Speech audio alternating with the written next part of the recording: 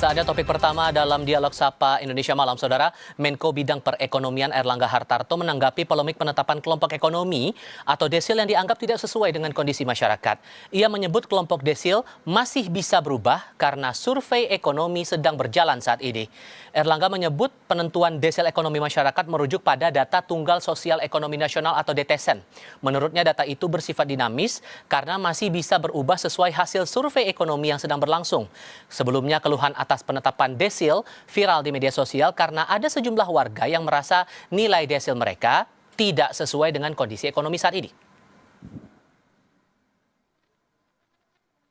Bapak mau konfirmasi soal kelompok desil ekonomi yang masih jadi polemik. Apakah ada rencana untuk evaluasi kelompok desil itu bersama BPS dan Kementerian Sosial? Enggak, kan sekarang sedang ada economic survey. Jadi tentu kemarin kan khusus untuk desil ekonomi itu basisnya di DTSEN. Dan sekarang kebijakan untuk bansos itu menggunakan satu data dari DTSEN. Nah, terus sekarang survei ekonomi sedang dilakukan, nanti kita lihat hasilnya seperti apa. Sehingga akan ada perubahan dari data-data itu tadi? Ya, selalu data kan sifatnya dinamis. Ramai soal sistem pengelompokan tingkat kesejahteraan alias desil. Menteri Sosial Saifullah Yusuf menyebut besaran penghasilan bukan satu-satunya penentu posisi seseorang dalam data Tunggal Sosial Ekonomi Nasional atau DTSEN. Penjelasan itu menanggapi keresahan banyak warga yang bergaji 3 juta rupiah tapi masuk kategori desil 10 alias kelompok super kaya. Mensos menjelaskan desil merupakan wewenang penuh Badan Pusat Statistik dengan memperhitungkan beragam variabel. Seluruh variabel itu diolah secara terpadu untuk menentukan peningkatan posisi keluarga maupun individu, mulai dari desil 1 yang masuk kategori termiskin hingga desil 10 terkaya. Namun menurutnya indikator sosial ekonomi yang diukur sangat kompleks sehingga besaran gaji bulanan tidak bisa mendikte status ekonomi seseorang secara tunggal. Kementerian Sosial mengimbau warga yang merasa kategorinya tidak sesuai segera melapor karena Kemensos telah membuka akses memperbarui data. Langkah ini dilakukan agar penyaluran bantuan sosial makin tepat sasaran. Gaji kita 3 juta udah masuk desil 10 atau masuk super kaya itu. Jadi kita tidak melihat penghasilan ya. Itu nanti yang bisa menjelaskan lebih detail adalah BPS. Karena BPS yang mengukur dan itemnya itu banyak. Ya, setelah itu dikumpulkan atau agregatnya, mungkin itu ada metode yang dilakukan oleh BPS. Tapi pada prinsipnya buat kami itu yang penting semua masyarakat mau berpartisipasi. Apalagi nanti kalau sudah digitalisasi bansos.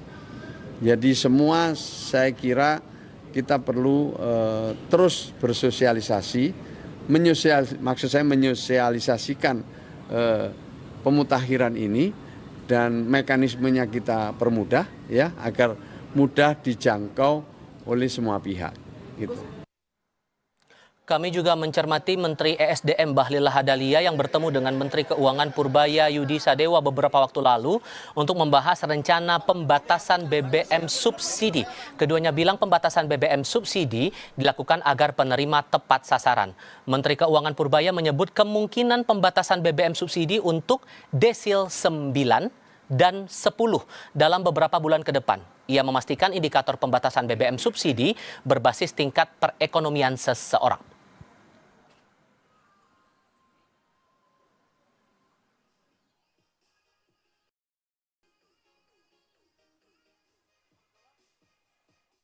Pola subsidi tepat sasaran. Selama ini kan kita tahu teman-teman, sebagian subsidi tidak tepat sasaran. Masa orang kaya harus kita subsidi, contoh Pertalite.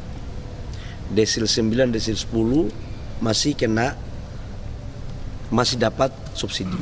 Nah ini yang kita mulai bahas sistemnya segala macam. Supaya apa? Angka subsidi yang ratusan triliun ini betul-betul diberikan kepada saudara-saudara kita yang berhak menerimanya. Nanti kan kita sedang uji, Pertamina sedang menguji sistem, saya sedang melihat sistemnya. Mereka bisa aja yang desil 9, 10 nggak bisa beli yang bersubsidi. Dia mesti bayar harga pertamax atau yang lain. Kira-kira begitu. Jadi dengan pembeliannya ya Pak, maksudnya dibatasinya sesuai dengan misalkan dia ekonomi sudah tidak layak, tidak boleh beli. Jadi kira-kira seperti itu. Kami mendapati sejumlah warga yang mengaku terdata dalam kategori desil yang tidak sesuai dengan kondisi ekonominya. Namun mereka berharap bantuan subsidi pemerintah benar-benar bisa tepat sasaran. Sebenarnya kemarin udah sempat ngecek juga dan masuk ke desil 10 ya. Dan menurut aku jujur ini kurang akurat ya untuk desil itu sendiri, karena kayak teman-teman aku ada yang desil 9, ada yang desil 7, dan itu nggak sesuai sama kayak misalnya kondisi ekonomi dari masing-masing orang. Cuman saya belum dapat sih gitu. Mungkin nggak tahu di kendalanya apa, saya nggak tahu juga.